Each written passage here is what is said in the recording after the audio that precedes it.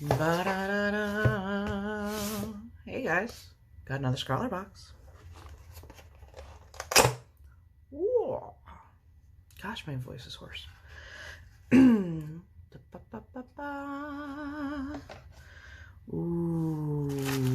ooh, this print.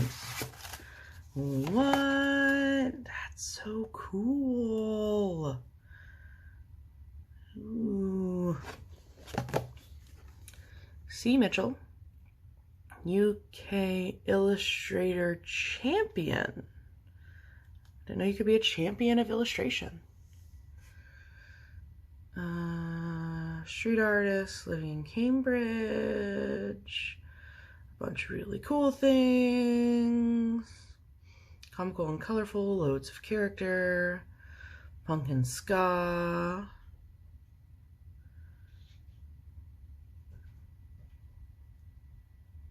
That's really cool. Look at that. I love the teeth shapes, how they're not exactly realistic, and it's got a very foo dog almost look to the face of a tiger in a hoodie. Awesome. Okay.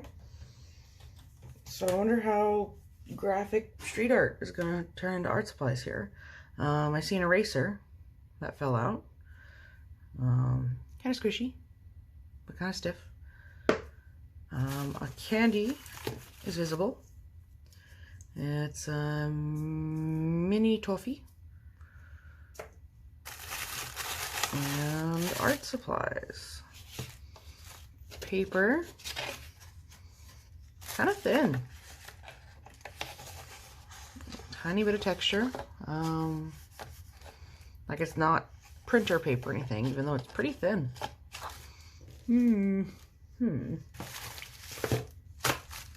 Let's go in here.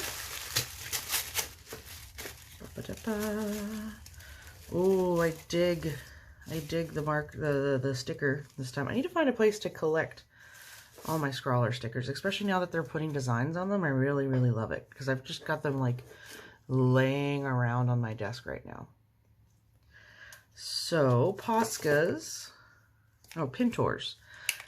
I have a bunch of Pintors. In fact, I've got a whole drawer full of Posca's and Pintors over here, as you can see. In my experience, hold on. In my experience, Pintors are a little more watery than Posca's, even though I've shaked them up and pumped them a whole lot. So I'm not sure how well they're going to do on the paper they gave us because it's so thin. But we've got a gold Pintor, metallic green Pintor, a fine point white, or extra fine white, and a fine black. So that's going to be some fun stuff. And liquid chrome marker. I should have read that before I break seal only after purchase. Well, yep.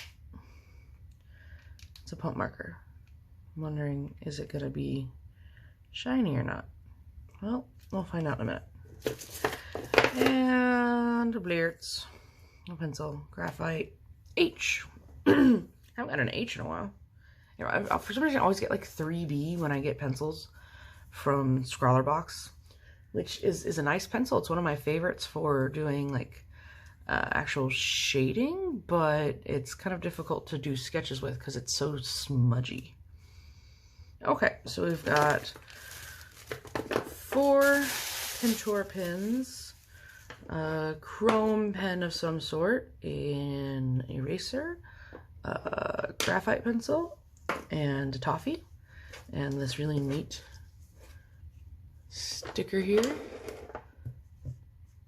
All right, let's look at the menu here. This month we want to get you inspired by the illustrative street art style of our featured artist. Some green gold chrome masterpieces. Before the meaning of the challenge, phrase, please try to create something that may not be as threatening as it may first appear. These markers work on most surfaces, so don't feel like you have to gotta stick to the paper included. Use the paper to swatch the supplies and sketch out your ideas, but why not find a different surface to get creative with? An old skateboard, flower pot, or even an empty milk carton. There are lots of strange objects that you could use for your creativity. Okay. I have to look around the house and see what I've got that I could draw on. So, Pintor markers. Liquid chrome from Molotow. I don't know, I recognize that shape.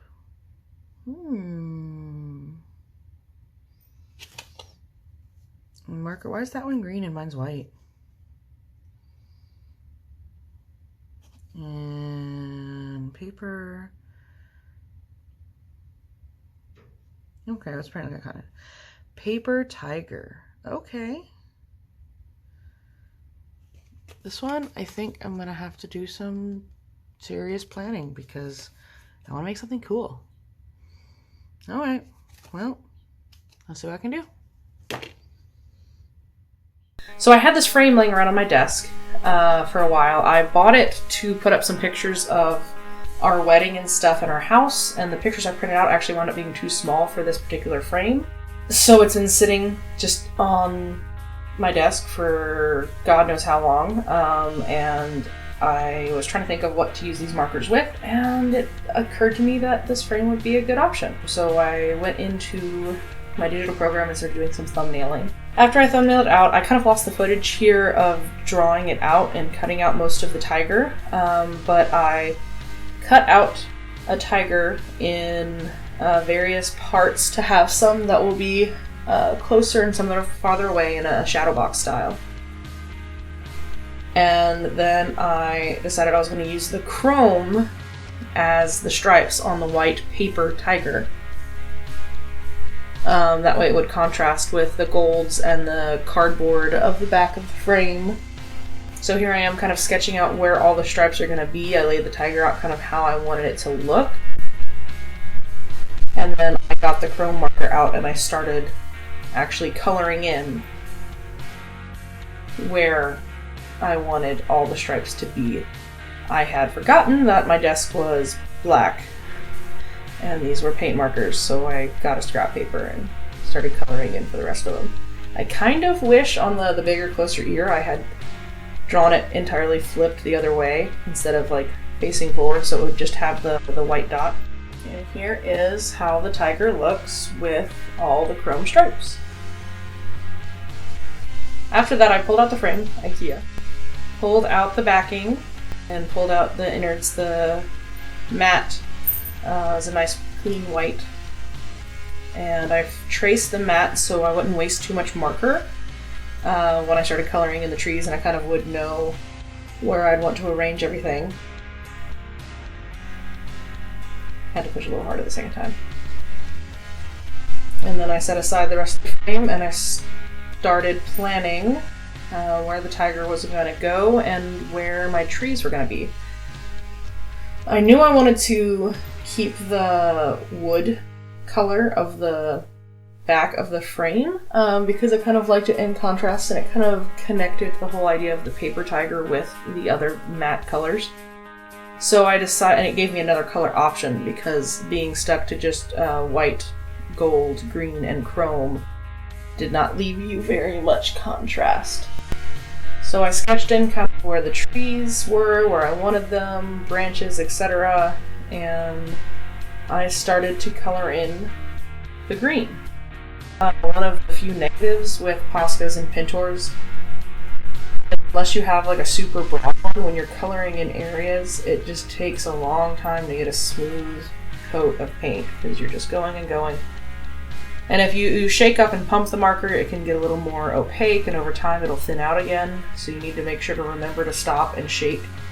I also was trying to make sure I kept some space around the tiger, so one, I'd remember where the tiger would go, and two, again, not to waste too much time coloring in area and wasting the paint when I didn't have to. When I got to the top branches of the trees, I got a little lost on where was background and where was tree. So they did get a little messed up past what I originally wanted. But I eventually kind of figured it out. My tiger and the mat down again, just to make sure things are in the right spot. And added a little bit more detail along the bottom in areas that I noticed I had forgotten.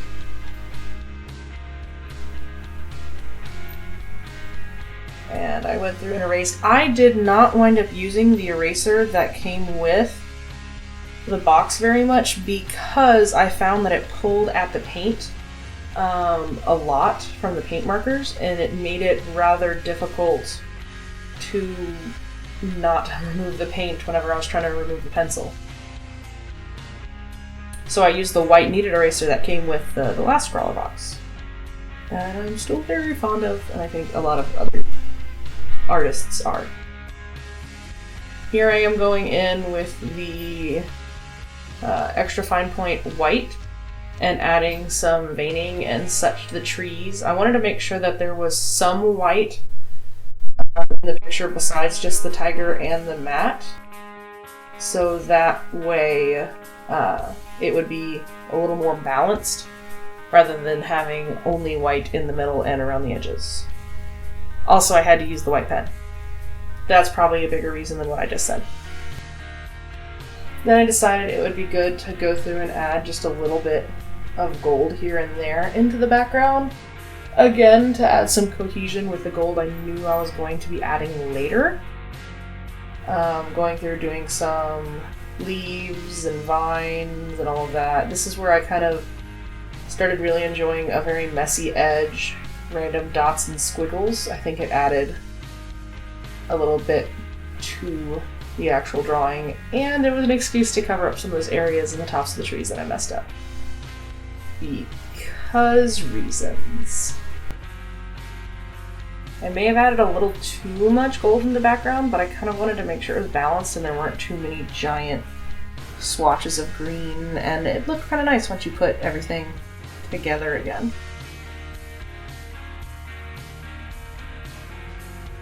So the trees on the mat were something I decided to do because I wanted to add more depth and do something a little farther away from the background, and I knew I wanted to do something kind of with the mat. I kind of regret it though. I wish I had just drawn on the other side of the glass. There still would have been a little bit of space between the trees and the green, and I feel like it would have looked a little more like there was depth. I also could have broken the frame a little bit more and had one of the trees kind of overlap into the inner part of the picture rather than having it just stuck in the mat. And also, it just took so long to color these trees, man. I felt like the paint really went on faster to the plexiglass than it did the paper products. So the glass itself actually had two protective sheets on it. So what I did is I laid the glass down on top of the picture and I drew roughly where I wanted my vines and green things to be. And then I flipped it over and traced the mirror image of what I had just drawn and refined it a little bit more. So that way I could flip it over again, peel off the top layer so that way I could draw right onto the fake glass, the plastic. So I could draw right onto the glass and I could still have a guide to follow when it was where I wanted to be in relation to the tiger and the rest of the drawing. As long as you only went over one layer, there were a couple areas where I tried to go back over because there were missing spots. The green went down really smooth and really fast onto the glass. If there was a spot that I needed to go back over after it was already dry, it did give me a little trouble wanting to pick up what was dry on the glass. But as long as I kind of avoided that, it went really, really well. Also in fast mode, it's actually really cool. You can kind of watch the paint dry, and it's kind of awesome. Also not a big fan of the vines, how they came out. They looked a lot better in my sketches and my planning than they actually came out on the drawing itself, or the is this a drawing? The artwork itself? The craft? What is this thing? I think the problem is I just didn't keep a consistent width, maybe? I don't know. Could have been better. I mean, it's still a vine, and it does vine things.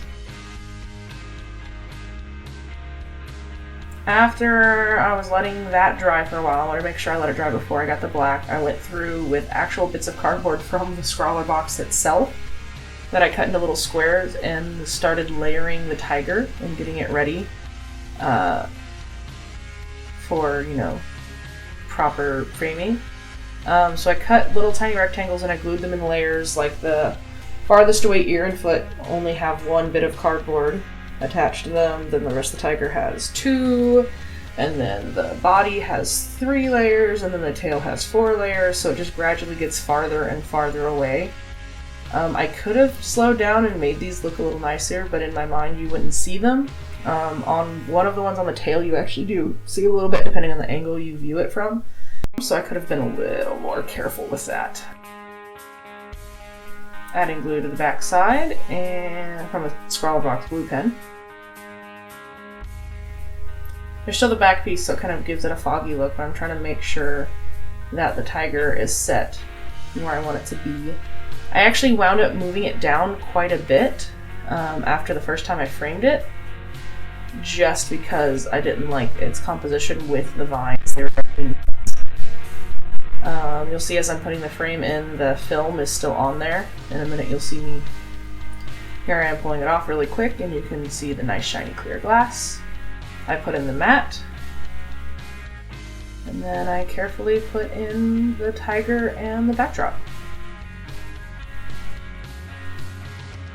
It was kind of hard to wiggle it in there carefully so I didn't knock the tiger off the back. And after that, push down the tabs, and it was done. Thank you guys very much for watching. I hope you enjoyed this Scrawlrbox. I know I did. I do enjoy this tiger. I'm interested in doing something like this with a frame again in the future because I do kind of like the appearance of it. There's just something playful about it. I feel like it would be great for artwork for like a library or a nursery or something like that, or if I could do something a little more epic and a little more personal to me that's not just a tiger, it would look pretty nifty. Anyway, thank you so much guys. Thank you for watching, and I'll see you next time. Bye!